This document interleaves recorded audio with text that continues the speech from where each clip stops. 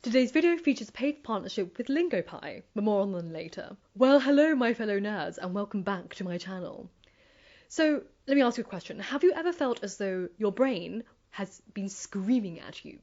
Bashing it against the walls of your skull, desperate to escape? Well, in this video, we're going to explore the concept of brain rot, and to answer the question, does the media we consume impact our intelligence and cognitive abilities?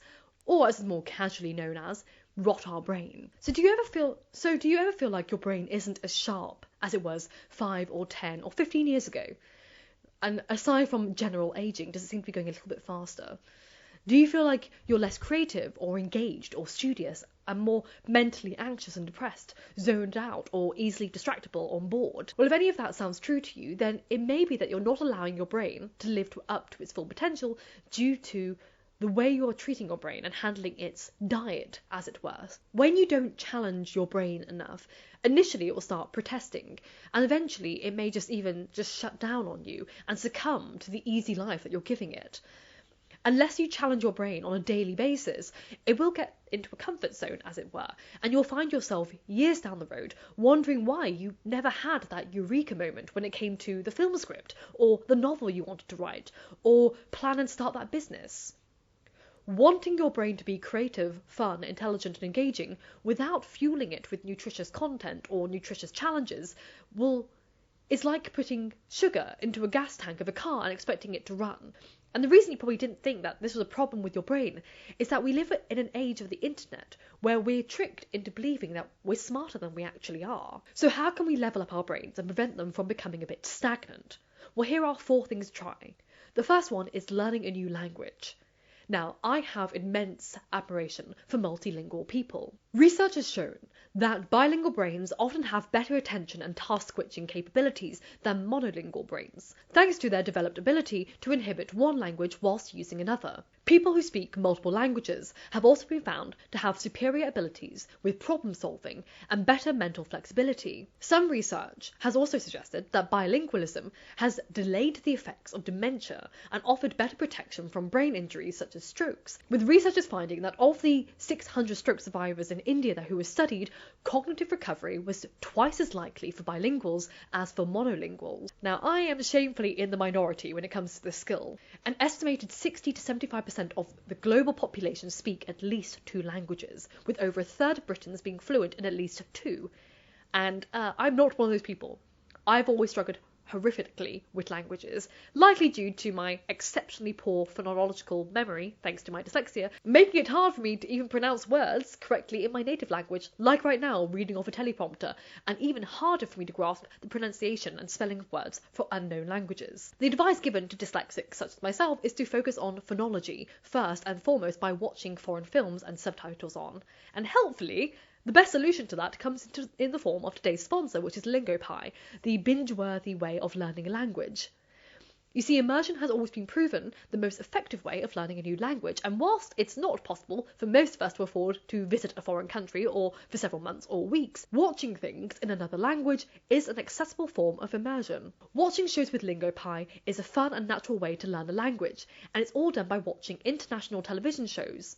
It's like Netflix and chill, except it's Netflix and learn a new skill. Join Lingi's 75,000 plus subscribers and learn languages such as Japanese, Korean, French, Spanish, German, Portuguese or Italian through linguistic and cultural immersion rather than dull exercises and, rote memorization. What's the best thing about Lingi is that the app allows you to interact with the subtitles and slow the playback rate down and create flashcards and quizzes for practice. And trust me, I need to slow the playback speed down as a dyslexic because I can't read subtitles very quickly. I can't even read the teleprompter right now very easily. I had to keep pausing. So reading subtitles and listening to a language is a lot of work for me with dyslexia. But thankfully then I can start learning French at a much slower and easier pace for me as a dyslexic with them. There's really nothing like Lingi out there. So break the pattern of mindless binge watching TV and learn a language at the same time in a fun way with Lingi. If you use my link in the description box down below, you'll get a 70% off a lifetime plan. The second way to level up your brain is to engage with play. Play games. All kinds of games, video games, computer games, sports, D&D, board games, puzzles, crosswords, math puzzles, anything. Play has scientifically been proven to reduce stress, improve relationships and mental and physical well-being, boost your mood and creativity, and improve your brain's function. Play is largely considered a child's concept, but studies have shown that play improves memory and stimulates cerebral cortex growth. Play has also been shown to trigger the secretion of BDNF, a substance essential for the growth of brain cells. Obviously, not all of us have people to play with, and many of us can't afford more luxury play systems such as board games or video and computer games, but we can still engage in play for cheap and also alone. And if you'd like me to do a video on how to be more playful when you are alone and on a budget, then please let me know in the comments down below, because I can do a video on that, because I'm that person. The third thing is to adopt an engaging new hobby. Now, whether that's playing a musical instrument or painting, dancing, knitting, gardening or cooking, or metalworking, adopting a new engaging hobby as a substitute for less mentally stimulating habits such as social media scrolling has been shown to promote the release of dopamine, help get us out of ruts and increase self-esteem, and give us more of a sense of purpose in life. Hobbies which involve socialising have even more benefits, as social connections have been shown to improve physical and mental well-being. Now, what hobby you take up will depend on your personal and economic circumstances and preferences. Looking back at what you enjoyed as a child can provide great insight into what you may want to take up now as an adult. But it's important to stress that you shouldn't become too disheartened if you're not in a position to take up your dream hobby. I, for one, really want to learn the violin, but the cost of the instrument, even as a second-hand instrument, plus all the lessons, is just far too dear for my budget. I also wanted to learn how to ride a motorbike, because I don't know how to ride any vehicle at all, but even as it's more affordable than learning how to drive a car, I still couldn't financially afford that either. So I asked myself, what can I afford to do right now as a hobby? And I chose to go back to book design and painting the edges. I started learning how to paint the edges, as it were. Here's an example of what I did recently when I made a book for my boyfriend for Christmas. And I enjoyed it, despite all the tears of frustration, because it took me 7 times to make that bloody thing. What's best is I now have the materials to make that and continue to make things similar to that rather than investing further into other things. Now, it's actually very easy to get too excited when thinking about new hobbies, and as such you tend to invest a lot into them because that's part of the excitement, is, you know, buying all the materials, but that's a massive financial investment. However, important to stress, hobbies require habit formation, and until you have that foundation down, it's unwise to invest any money into any hobbies that you don't know you will necessarily enjoy or maintain long-term upkeep.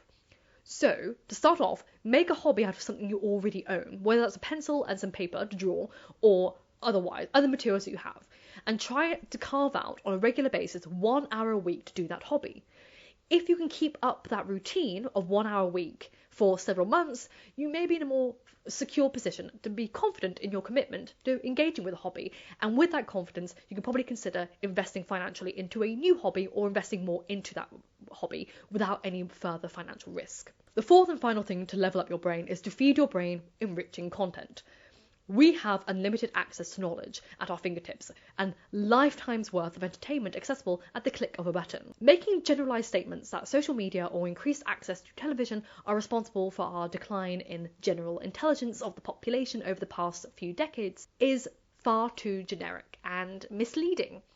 You see, just like food, we are what we eat. We are what we consume, and not all consumption is made equal. However, we can draw some reasonable conclusions that our media diets aren't always improving our quality of brain power, much like we can conclude that an increased access to junk food is not improving the general health of the global population. Not all media is created equal, and the types of media that you consume is just as significant as the amount you consume.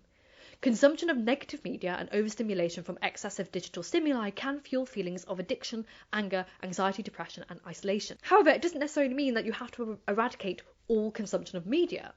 You know, you don't have to eliminate all junk and processed food from your diet to live a healthy lifestyle. But you know that if your diet consisted of 80% fast food, you might not be as healthy as someone who only consumed 10%. To level up your brain, take stock of what types of media you consume and how much you're consuming of it, and ask yourself, is this media enriching content or more fast food material? And if you think you're consuming more fast food media, it may be time to readjust your diet accordingly. And take note of how you're feeling. You know, are you feeling that what you're watching isn't enriching your brain? Are you feeling like what you're watching or reading or consuming isn't engaging you in any way and you're feeling a bit like it's passive, mindless entertainment.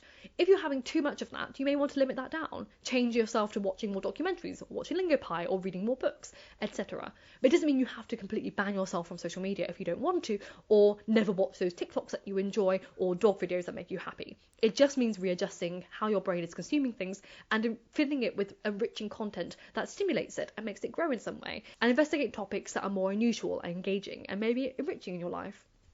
I hope you found this video helpful. If you did, please consider giving it a thumbs up and maybe even subscribing. If you have any similar requests, please leave them down below in the description box. I have a little Google form that you can submit to me. Thank you to everyone who has done that so far. Thank you so much for putting up with the fact that I have a bit of a cold and can't hear myself. It's all muffled. I'm in like a little bubble. Thank you to my patrons as well, as always, and I will see you soon for another video. And remember, stay happy and healthy, and books save lives. So keep reading.